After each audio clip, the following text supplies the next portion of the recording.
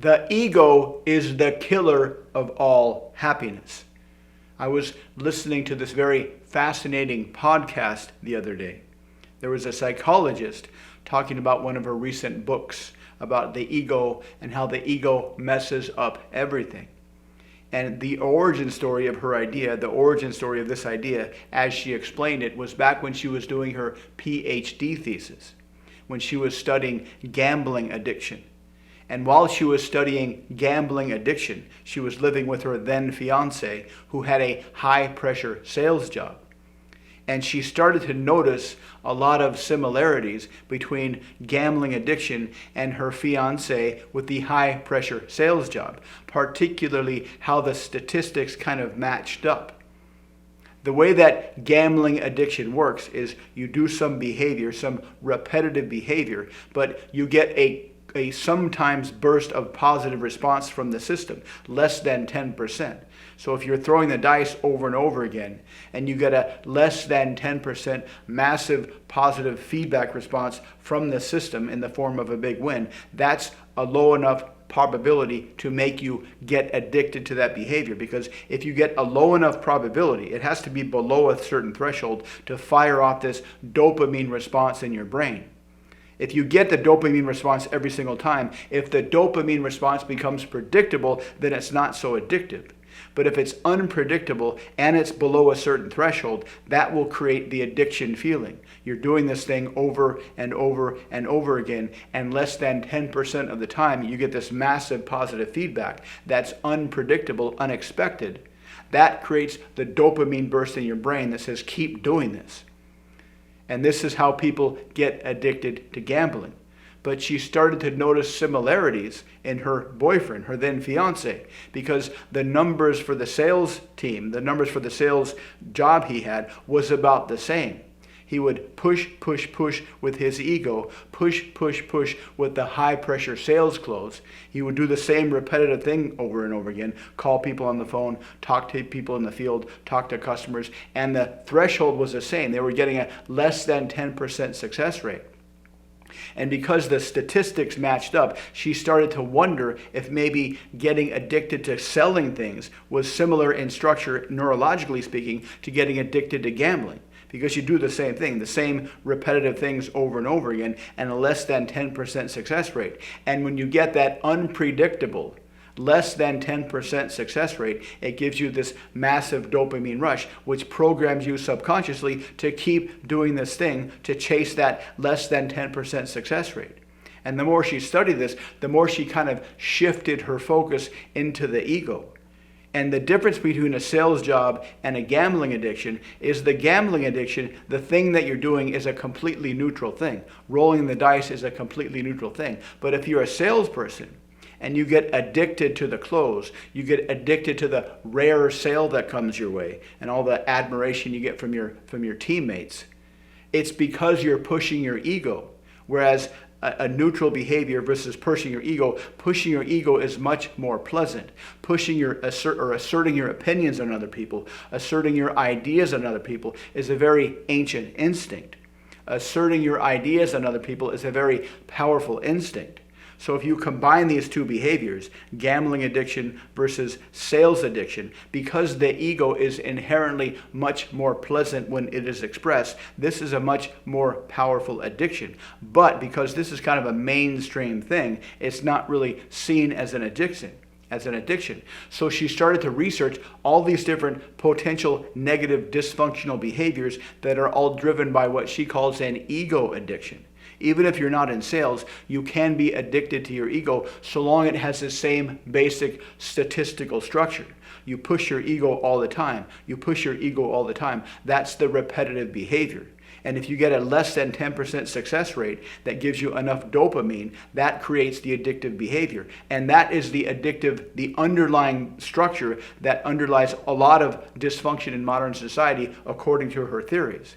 Because if you push with your ego, and eventually you get a positive feedback, and if that makes you look good in a social situation, you get this massive burst of adrenaline, this massive burst of dopamine, and you feel fantastic. But most of the time, you're just pushing with your ego. And most of the time that you're pushing with your ego, that's when you ruin relationships. That's when you make it difficult to hold a regular job. That's when you make it difficult to lead a normal, happy life. It reminded me of this time before when I worked at this call center. They paid a basic minimum wage, but they paid a commission for every sale you got. And they said, if you work here, you have to work 8 hours a day. But if you want to, you could work up to 12 hours a day. 12 hours being the time that you're actually on the phone calling people. And there was this core group of people that I always see hanging outside the break room, outside where they could smoke. And they would hang out there and they would max their time on the phone. They would all work 12 hours a day. But they would spend about 14 hours a day at the place because they would take their breaks and they would come up with all these ideas and all these theories about how they could get more sales. And in retrospect, it looked like they were very much addicted to these phone sales jobs.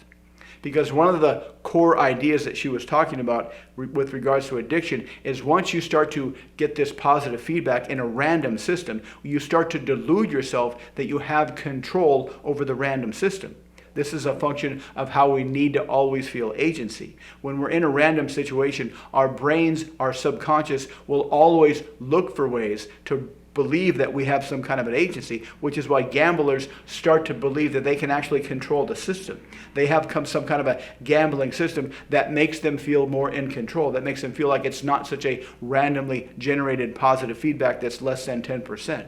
And that kicks in, and that combined with the dopamine rush, that creates this addiction that they feel like they're in control of it when they're really not. The same with salespeople, the same with all ego addictions. You feel like you're in control of your life, but most of the time you're just turning people off by expressing your ego. Most of the time you're pushing people away by expressing your ego, and you don't remember all that. You have hindsight bias. You only remember, if you have an ego addiction, they only remember the times that they win, that less than 10% of the time that they get this massive positive feedback from the system that's really random, but they start to believe they have more control over it than they really do because of our brain's tendency to reframe events to make us believe we have more agency over the situation than we really do. It was a fascinating podcast, and she was saying if you want to live a happy life, if you want to get rid of ego addiction, if you need to release your ego, it's very, very simple. It's a very, very simple fix. All you have to do is train yourself to not always be pushing your ideas into other people's brains, to take the time to remember to listen to what other people say. Because in the modern world, you have to interact with people. Everything you want to get in the modern world comes through other people, which means you need to build mutually beneficial relationships. The more you actively build mutually beneficial relationships, the more you can get what you want in life and the more happiness you'll enjoy. But that won't happen. It's very hard to build mutually beneficial relationships if you're always pushing with your ego. So the trick is just to relax the need to tell people what's in your brain. Every time you have this compulsion during a conversation to share what's in your brain without really paying attention to what's inside their brain, that's your ego. That's the expression of your ego. To tell what people what's in your brain, to take what's in your brain and try to push it into as many brains as possible. If you just relax that tendency, if you relax that compulsion and just turn off your mind, turn off what you think, and just become curious and what the other person thinks, what the other person is thinking about, what their desires are, and just listen to the other person, that will naturally create more mutually beneficial relationships. And the more you create mutually beneficial relationships, the easier it is to get whatever you want out of life. It was a very fascinating podcast, and it matches with what I've been finding in sales. If you are an ego-driven salesperson, it's hard to make a lot of commissions. But if you simply relax your ego and find out what the customer wants and have this mindset that says, I hopefully will create a mutually beneficial relationship, but if we don't, no problem. If you start every conversation with pure curiosity to see if there is a basis for a mutually beneficial relationship, you can significantly increase your conversions. But if you start every conversation with this deep need to convert the person, to sell something, to push your ideas into their brain, you will decrease your conversions. So it's really a question of what makes you happiest. Because some people that are addicted to their ego, they're addicted to the short-term pleasure of always pushing their ideas on other people. But other people, if you want more long-term happiness, if you want much more income, much better relationship with other people, it's just a matter of turning off your short-term ego in exchange for your long-term ego. And this is very easy to do. If you'd like to learn how, check out the links below. Thanks for watching, and I'll see you next time.